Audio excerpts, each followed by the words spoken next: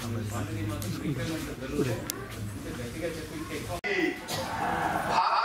माता की, भारत माता।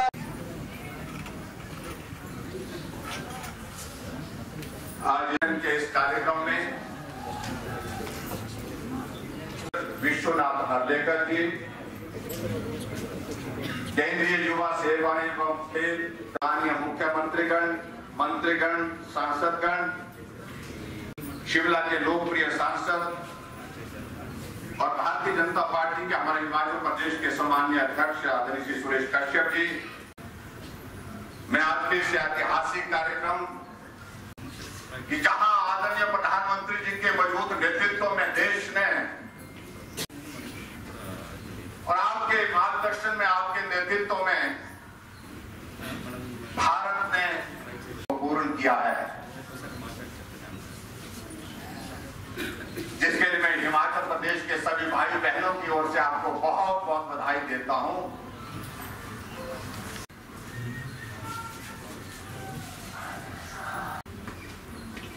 लेकिन मैं ये भी कहना चाहता हूं, जितना स्नेह आप हिमाचल के लोगों को करते हैं, हिमाचल देवभूमि के लोग भी आपको उसी स्नेह की तरह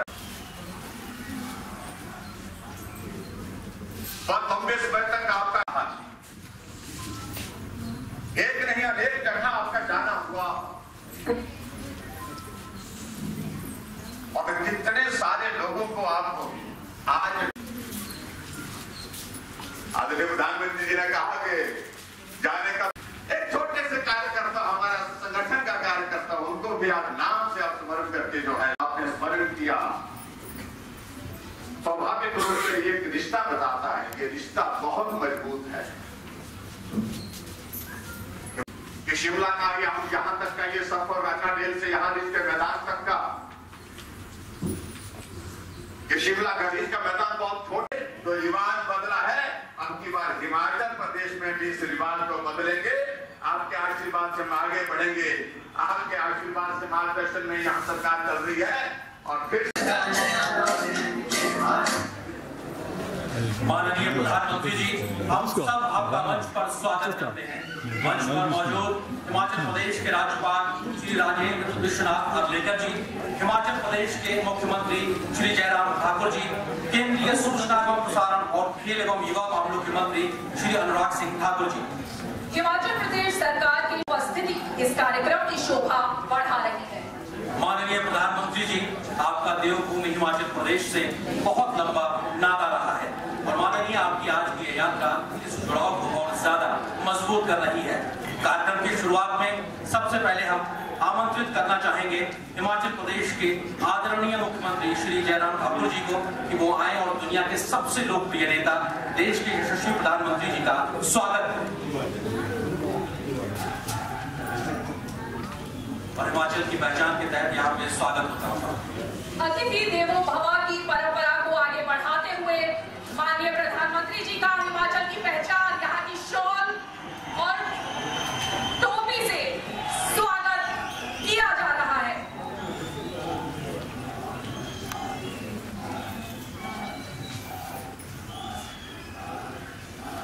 देवभूमि हिमाचल प्रदेश के पुरातात्विक वैभव को प्रदर्शित करता श्री भीमा काली मंदिर का रेखा चित्र भी माननीय प्रधानमंत्री जी को भेंट किया जा रहा है। आप सभी को ये जानकर हार्दिक प्रसन्नता होगी कि ये रेखा चित्र शिमला स्थित कॉलेज ऑफ फाइन आर्ट्स के बच्चों द्वारा बनाया गया है। प्रधानमंत्री जी की गरिमा में उपस्थिति हम सबके बीच में मौजूद है। अब कार्यक्रम को आगे बढ़ाते हैं। माननीय प्रधान पहली बार केंद्रीय सत्ता की कमान संभाली नरेंद्र दामोदर दास मोदी।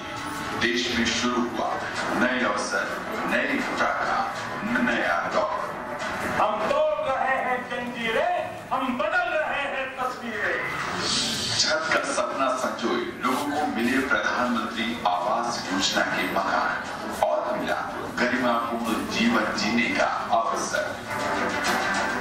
कच्चे मकान में रहते थे, नदी वाले में, और पानी बहुत टपकता था और मकान भी नहीं था, और अब हमको प्रधानमंत्री आवास योजना मकान मिला। बदलाव का दौर उन गाँवों तक भी पहुंचा, जो आजादी के बाद 70 साल तक भी अंधेरे में डूबे थे। ऐसे ही 18,000 गांवों की दशा बदली और गांव रोशन हो उठे। वंचितों, शोषितों के सामाजिक आर्थिक स्थिति को बदलने में उज्ज्वला योजना ने भी अहम भूमिका निभाई और निःशुल्क गैस कनेक्शनों करोड़ों महिलाओं और परिवारों की जिंदगी बदल दी। सामाजिक स्थिति में एक बड़ा बदलाव लेकर स्वच्छ भारत भी आया। प्रधानमंत्री मोदी के संकल्प को जनता का साथ मिला और देश 100% ODF बना। पहले आगे से शौचालय नहीं था, तब बेटी को तो बाहर जाते, आप है शौचालय बन दिया है, तब बेटी को तो बाहर नहीं जाते। साल 2020 जब देश के सामने कोविड-19 महामारी की चुनौती आई, तब सरकार मददगार बन सामने आई।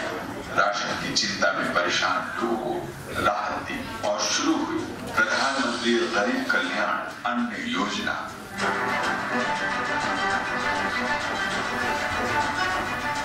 उसी दौरान one nation one ration card को लागू किया गया, जिसके बाद राशन कार्ड धारी देश के किसी भी सार्वजनिक वितरण प्रणाली की दुकान से राशन ले सकता है। महामारी के दौरान आर्थिक चुनौतियों को देखते हुए सरकार ने ठेला, रेहड़ी पटरी वालों के लिए प्रधानमंत्री स्वनिधि योजना का शुभारंभ किया। इस योजना में 10,000 का दिया जाता। बताइए अपने विषय में और आपको भारत सरकार की किन योजनाओं का लाभ मिला? हमें बहुत कुछ मिला सर, आपकी मेहरबानी से, आपके गवर्नमेंट की मेहरबानी से शुक्रिया अदा करता हूँ। हमको जल जीवन मिशन से हमको मिला है PMYG का स्कीम से हमको कार्ड बनाने का मौका मिला। आपका बहुत बहुत शुक्रिया जी। पहले जिस मकान में रहते थे और अब खुदा मकान मिला है, क्या कर रहे हैं? जी पहले हमारे पास रूम होती थी, लेकिन बहुत कच्चा रूम होती थी, तो उसमें हमको बैठने का बहुत सहूलियत ठीक से नहीं होता था, क्योंकि बर्फ के टाइम पर, बारिश के टाइम पर शौचालय भी सही नहीं होती थी, हमारे पास आंगन भी नहीं होती, तो बहुत तकलीफ होता था। अभी आपके मेहरबानी से हमें पैसा मिला, तो हमको स्कीम के हिसाब से हमको पैसा मिला, हमको अपना पक्का घर मिला, बहुत मिला, अच्छा मिला, शौचालय भी बनाया, अटैच बाथरूम मिला, आंगन मिला, बहुत मैं खुशी हूँ, बहुत अच्छे हूँ सर। राशि जी, आपने तो सेना में रह करके मातृभूमि की रक्षा के लिए अपने जमाने खपा दी। जी सर। आज भी आपके दिल में उतनी ही भक्ति, उतना ही त्याग बना पड़ा। और हम लोगों का कर्तव्य बनता है कि आप जैसे देश के होनहार नागरिकों के लिए जो भी कर सकते हैं करने का प्रयास करना चाहिए। जी सर, योजनाओं को प्राप्त करने में जी आपको कोई दिक्कत आई क्या? सरलता से प्राप्त कर पाएगा? मेरे को कुछ दिक्कत नहीं आया जी। मेरे को जो आपका स्कीम का हमें ये पता चला कि आपका टीवी चैनल में पता चला, उसके बाद तुरंत मुझे आपका गवर्नमेंट डिपार्टमेंट जो म्यूनिसिपल कम्युनिटी है उनका टीम आके हमारा मोहल्ले में आके हमें गाइडलाइन दिया कि ऐसे है, ऐसे मिलेंगे, ऐसे करेंगे, आपको कर सकता है। तो फिर हमने बोला, उन्होंने ये बोला कि आपके पास जमीन है या कुछ है क्या, पैसा तो आपके पास नहीं होंगे वो नहीं बताएंगे, जमीन है, कागज है क्या बोला। फिर उन्होंने हमको कोरोना में आके हमारे पास आया, जमीन देखा, तोड़ किया, जो भी कर दिया। फिर उन्होंने बोला आपको जो मिल जाए हम लिए वार्निंग देंगे कि मिल सकता है कि आपको ऑफिस में आके आप फॉर्म देंगे, सिलेक्शन हो गया तो ना सेलेक्ट हो तो आपको सेलेक्ट नहीं होंगे, होगा तो आपको पैसा मिल जाएंगे कहा।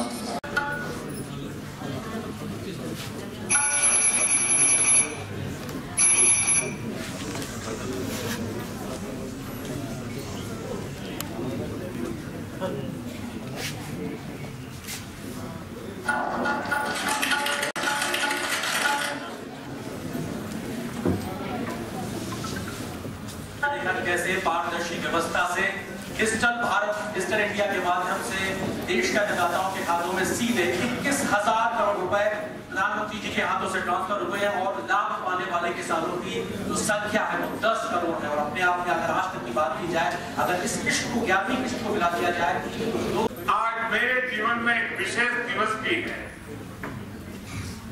और उस विशेष दिवस पर इस देवभूमि को प्रणाम करने का मौका मिले, इससे बड़ा जीवन का सौभाग्य क्या हो सकता है। आप इतनी बड़ी तादाद में हमें आशीर्वाद देने के लिए आए, मैं आपका बहुत बहुत आभार व्यक्त करता हूं। अभी देश के करोड़ों करोड़ किसानों को उनके खाते में पीएम किसान सम्मान निधि का पैसा ट्रांसफर हो गया, पैसा उनको मिल भी गया। और आज मुझे शिमला की धरती से देश के 10 करोड़ से भी ज्यादा किसानों से खाते में पैसे पहुंचाने का सौभाग्य मिला है। वे किसान भी शिमला को याद करेंगे, हिमाचल को याद करेंगे, इस देवभूमि को याद करेंगे। मैं इन सभी किसान भाइयों बहनों को भी हृदय से बहुत बहुत बधाई देता हूं, अनेक अनेक शुभकामनाएं देता हूं। साथियों, ये कार्यक्रम शिमला में है, लेकिन एक प्रकार से ये कार्यक्रम आज पूरे हिंदुस्तान का है। हमारी यहाँ चर्चा चल रही थी कि सरकार के 8 साल होने पर कैसा कार्यक्रम किया जाए, कौन सा कार्यक्रम किया जाए। तो हमारे नड्डा जी हिमाचल के लिए, हमारे जयराम जी, उनकी तरफ से एक सुझाव आया और दोनों सुझाव मुझे बहुत अच्छे लगे। ये 8 वर्ष के निमित्त कल मुझे कोरोना काल में जिन बच्चों ने अपने माता और पिता दोनों खो दिए, ऐसे बच्चों का जिम्मा संभालने का अवसर कल मुझे मिला। देश के उन हजारों बच्चों का देखभाल का निर्णय सरकार ने किया और कल उनको मैंने कुछ पैसे भी भेज दिए, चेक डिजिटली। 8 साल की पूर्ति में ऐसा कार्यक्रम होना मन को बहुत सुकून देता है, आनंद देता है। और फिर मेरे सामने सुझाव आया कि हम एक कार्यक्रम हिमाचल में करें, तो मैंने आप बनकर के हाँ कह दिया, क्योंकि मेरे जीवन में हिमाचल का स्थान इतना बड़ा है और खुशी के पल अगर हिमाचल में आकर के बिताने का मौका मिले तो फिर तो बात ही क्या बनती है।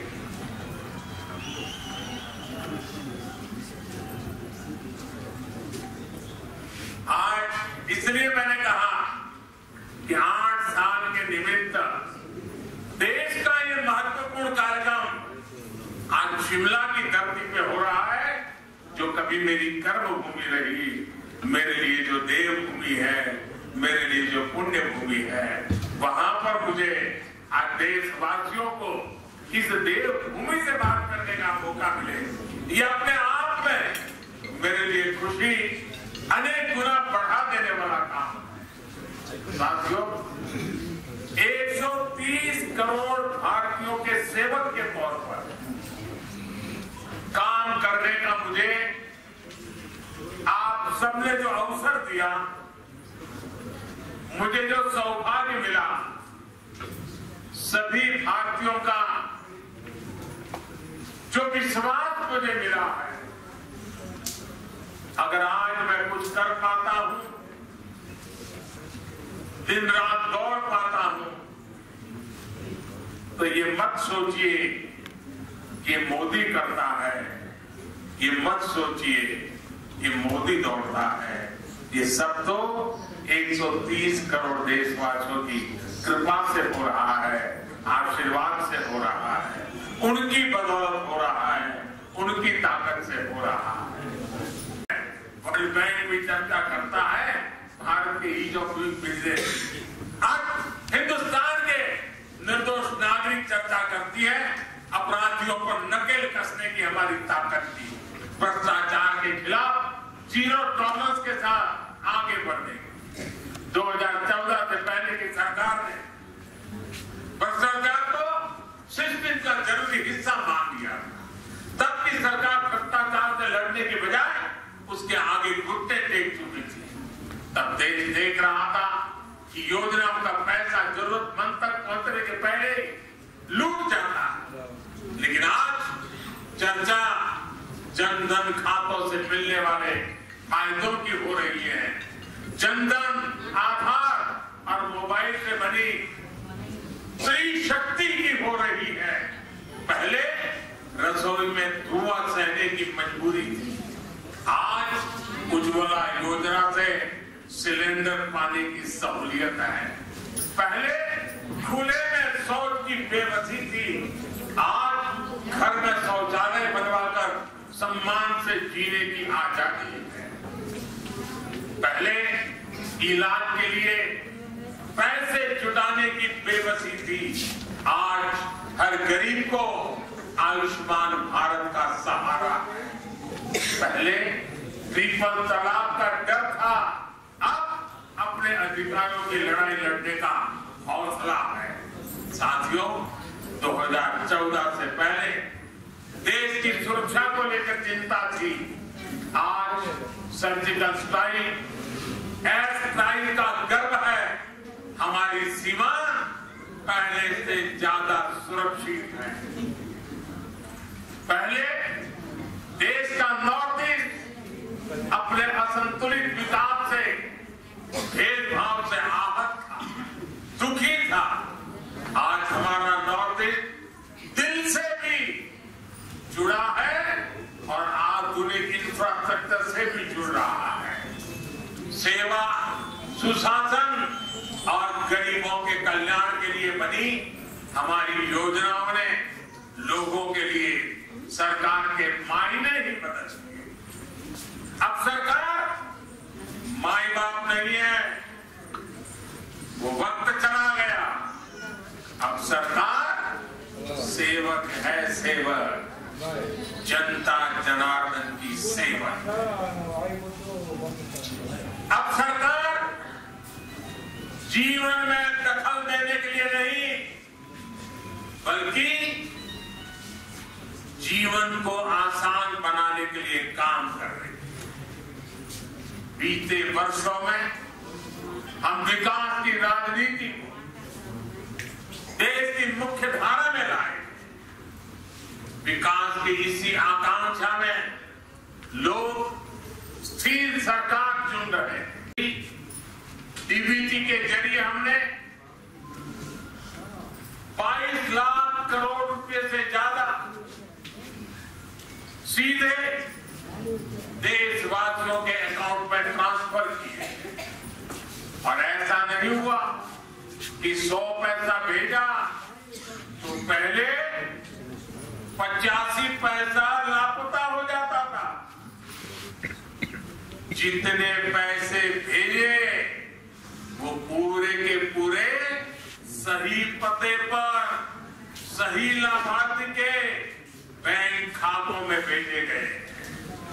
साथियों, आज इस योजना की वजह से 2.25 लाख करोड़ रुपए की लीकेज रुकी है। पहले यही 2.25 लाख करोड़ रुपए बिचौलियों के हाथों में चले जाते थे, दलालों के हाथों में चले जाते थे।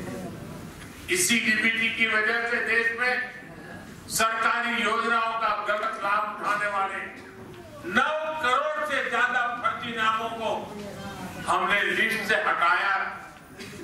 आप सोचिए, फर्जी नाम कागजों में चढ़ाकर गैस सब्सिडी, बच्चों की पढ़ाई के लिए भेजी गई फीस, कुपोषण से मुक्ति के लिए भेजा गया पैसा, सब कुछ लूटने का देश में खुला खेल चल रहा था। ये क्या देश के गरीब के साथ अन्याय नहीं था? जो बच्चे उज्जवल भविष्य की आशा करते हैं, उन बच्चों के साथ अन्याय नहीं था? क्या ये पाप नहीं था? अगर कोरोना के समय यही 9 करोड़ फर्जी नाम कागजों में रहते तो क्या गरीब को सरकार के प्रयासों का लाभ मिल पाता? क्या साथियों, गरीब का जब रोजमर्रा का संघर्ष कम होता है, जब वो सशक्त होता है, तब वो अपनी गरीबी दूर करने के लिए नई ऊर्जा के साथ जुड़ जाता है। इसी सोच के साथ हमारी सरकार पहले दिन से गरीब को सशक्त करने में जुटी है। हमने उसके जीवन की एक एक चिंता को कम करने का प्रयास किया। आज देश के 3 करोड़ गरीबों के पास उनके पक्के और नए घर भी, जहां आज वो रहने लगे। आज देश के 50 करोड़ से ज्यादा गरीबों के पास 5 लाख रुपए तक के मुफ्त इलाज की सुविधा है। आज देश के 25 करोड़ से अधिक गरीबों के पास 2-2 लाख रुपए का एक्सीडेंट इंश्योरेंस और टर्म इंश्योरेंस है, बीमा है। आज देश के लगभग 45 करोड़ गरीबों के पास जनधन बैंक खाता है। मैं आज बहुत गर्व से कह सकता हूं कि देश में शायद ही कोई ऐसा परिवार होगा जो सरकार की किसी न किसी योजना से जुड़ा न हो, योजना उसे लाभ न देती। हमने दूर सुदूर पहुंचकर लोगों को वैक्सीन लगाई है। देश करीब 200 करोड़ वैक्सीन डोज के रिकॉर्ड स्तर पर पहुंच रहा है। और मैं जयराम जी को बधाई दूंगा। कोरोना काल में जिस प्रकार से उनकी सरकार ने काम किया और उन्होंने ये टूरिस्ट डेस्टिनेशन होने के कारण टूरिज्म के लिए तकलीफ न हो, इसलिए उन्होंने वैक्सीनेशन को इतना तेजी से चलाया। हिंदुस्तान में सबसे पहले वैक्सीनेशन का काम पूरा करने वालों में जयराम जी की सरकार अग्रिम पंक्ति में रही।